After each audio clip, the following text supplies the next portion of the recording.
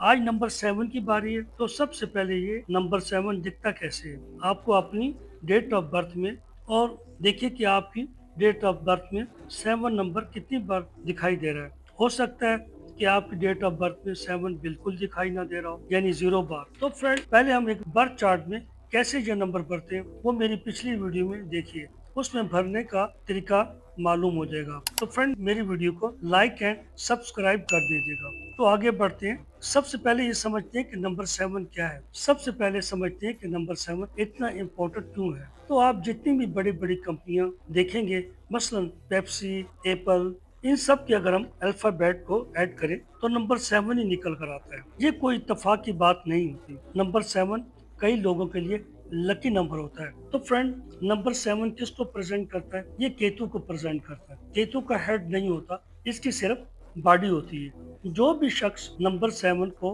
पैदा होता है वो इस चीज को जरूर रिलेट करेगा। वो कंफ्यूज रहता है, उसको डायरेक्शन दिखाई नहीं देती क्योंकि उसकी आंखें नहीं होती और ना ही हेड होता है। बट आंखें न होने की वजह से केतु उन सब चीजों को देखता है जो आमतौर पर आंखों से नहीं दिखाई देती। ये वही लोग होते हैं जिनकी इंट्यूशन बहुत स्ट्रांग होती है और वो इंट्यूशन सच हो जाती है। सपने आते हैं और सपने सच हो जाते हैं।